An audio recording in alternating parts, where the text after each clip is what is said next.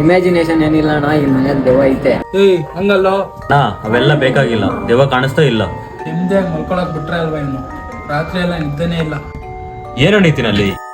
ಅಮ್ಮ ನಾಳೆಗೂ ನಂಗೆ ನಿಜವಾಗ್ಲೂ ದೆವ್ವ ಕಾಣಿಸ್ತಾಣ. ನೀನು ಇದನ್ನ ಇನ್ನೂ ಇಮ್ಯಾಜಿನೇಷನ್ ಅನ್ಕೊಂತ ಇದೆಯಣ್ಣ. ಇದೆಲ್ಲ ಇಮ್ಯಾಜಿನೇಷನ್ ಆದ್ರೆ ನನಗೂ ನಿತಿನ್ಗೆ ಹೆಂಗಣ ಕಾಣಿಸ್ತಾ ದೆವ್ವ? ಏನ್ ನಡೀತೈತೆ ಏನೋ ಒಂದು ಅರ್ಥ ಆಗ್ತಾ ಇಲ್ಲ ರೀ ನನಗೆ. ನೀನು ಡಿಚ್ಚಿ ಹೊಡಿಯೋದಕ್ಕೂ ಅವ್ನು ಸತ್ತೋಗೋದಕ್ಕೂ ನೀನು ನಿಂಬೆ ಹಣ್ಣು ತುಳಿಯೋದಕ್ಕೂ ಏನೋ ಸ್ವಲ್ಪ ಲಿಂಕ್ ಇದೆ ಅಣ್ಣ. ನನ್ನ ಮೈಂಡಲ್ಲಿ ಏನೂ ಓಡ್ತಾ ಇಲ್ವೋ, ಮತ್ತೆ ಏನು ಮಾಡೋಣ ಅಂತೀಯ? ದುಡ್ಡು ಖರ್ಚಾದ್ರೂ ಪರವಾಗಿಲ್ಲ ಅಣ್ಣ, ಸ್ವಾಮೀಜಿ ಹತ್ರ ಹೋಗ್ಬಿಟ್ಟು ಸರಿ ಮಾಡಿಸ್ಕೊಂಬರೋಣ. ನಾನು ಇದೆಲ್ಲ ನಂಬಲ್ವೋ? ನೀನು ನಂಬಿಲ್ಲ ಅಂದ್ರೂ ಪರವಾಗಿಲ್ಲ ಅಣ್ಣ, ನನಗೆ ನಿಮ್ಮ ಪ್ರಾಣನೇ ಮುಖ್ಯ. ಒಂದ್ಸರಿ ಸ್ವಾಮೀಜಿ ಹತ್ರ ಹೋಗ್ಬಿಟ್ಟು ನೋಡ್ಸ್ಕೊಂಬರೋಣ.